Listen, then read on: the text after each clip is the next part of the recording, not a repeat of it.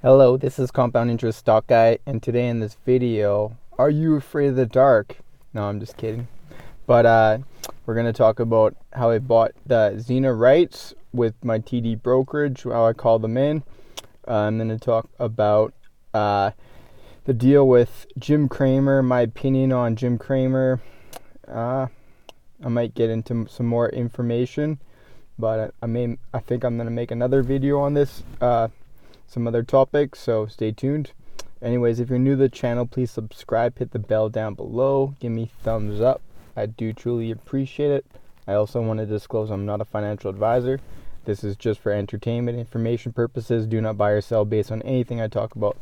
Buy or sell after you did your own research, due diligence, and you like the investments you're pursuing. It's too bright.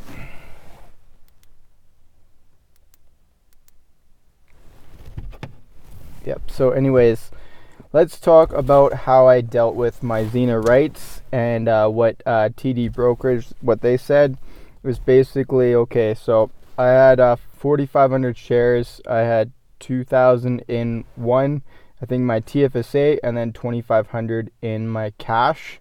So in my cash one, they told me, okay, so you can get 2/3 of the shares for 15 cents, okay? But they also said that it may not be fully committed for.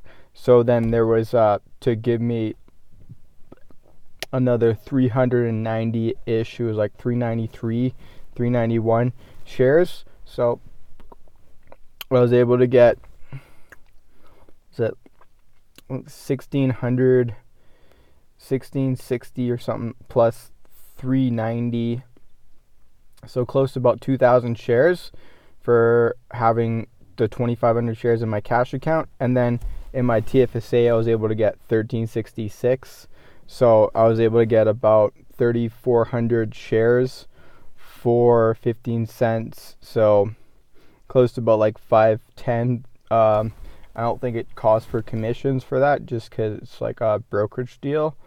But yeah, I just dealt with them. I'm not sure when you need to do it, but it's getting close to the end time, the 27th. So I just wanted to get it done today.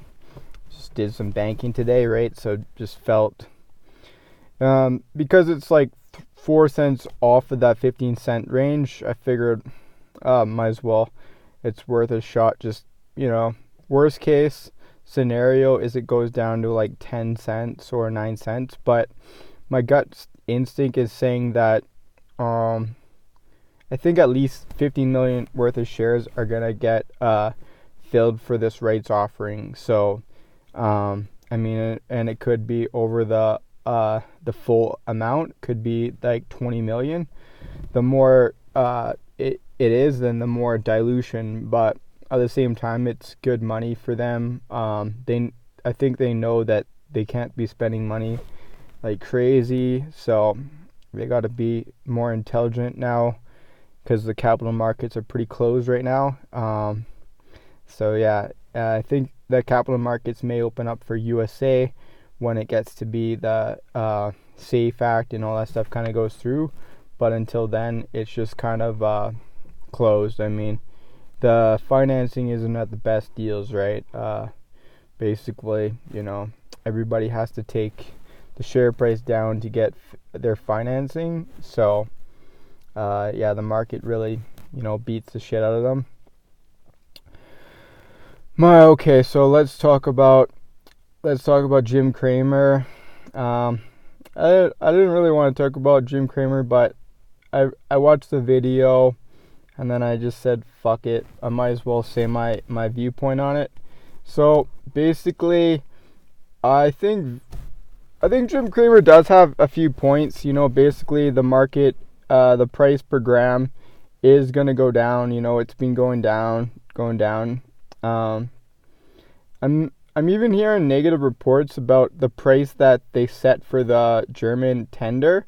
Like it's like 230 euro per gram. So that's like so cheap. So just so they could get win the tender. So I don't know, that's pretty cheap. Like that doesn't really give them, like they're gonna lose money out of the whole deal. So I don't know. Hopefully that information's wrong, but $4 like Canadian for per gram to grow in Europe. I mean, it's not very great kind of business. I think that exporting is better price you get for grams. I think that's a better operation the way that Tilray's got in Portugal and some other, Bedrocan and Aurora's doing it and sending it. Even Wayland's sending over a small amount, not like a lot, but a little bit. Yeah, it'd be interesting.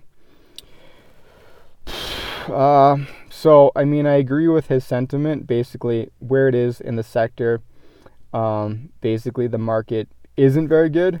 But now, if you want to look, like disagree with that, I got lots to say to disagree, because there's no forward thinking in his analysis. He's basically thinks that it's just going to be exactly like this for the future, but he's not realizing that like Ontario is 14 million people and Canada is 35 million people in total, and then you count with Quebec has about 6 million, and they're really not setting it up so it's like good to do work out there. Basically just the revenues and all that stuff to be made right now are very small. So I mean, they're not small, but the fact like there should be a lot more money going in. Based on October or September, they were saying 125 million in revenues for the whole legalization in Canada for rec. So when it gets up to 250 million, there's going to be a lot more money going towards all the LPs and extraction players and stuff. So that'll be the future, as well as Shoppers Drug Mart, and when they have brick and mortar stores, just all over across Canada when there's more stores. And it's kind of similar to California. It's basically very regulated and there's not many stores. Like there's about 800 stores in California, but they're saying it has a similar population, and they're saying it's about $3 billion for 2019, and then in 2020 they think it's going to be more, probably like 3.5, and then they're saying in 2023 2024 like 7 billion. So yeah, I mean, there's a lot of tourists that go to California, but they don't have the cafes and all that stuff going, so the revenues can't be amazing. But I still do think that a lot of we're just going through growing pains and all that stuff in the sector, and eventually these companies are going to be making like 600 800 million a year, and they're going to be able to do a net income, except Canopy. Their operations are just whack. When it costs them $6 to grow a gram. So unless they're able to sell a lot of like their beverages for like $10-15 for like 5 milligram of THC, and really like gouge all these new consumers, then the market's just not very hot. So but I do think in the revenues are going to, on a monthly basis, they're going to go up to like 150 200 million per month, so that'll be good.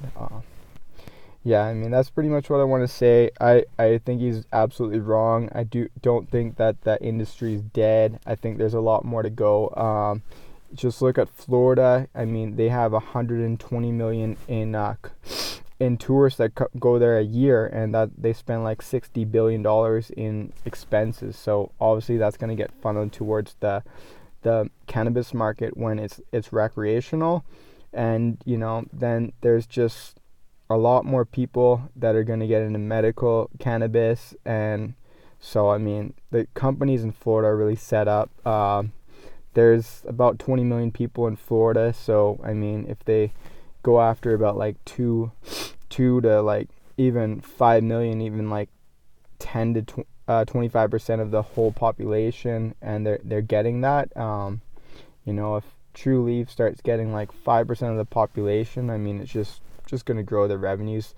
Their price per gram and all their products will go down, because it seems as though Curaleaf is trying to compete. But when I see the OMO weekly update, they didn't do that good this week. True Leaf did way better than them. Like they did a lot more than they did last week, and Curaleaf did less than they did last week. So interesting watching that. It's almost weekly update.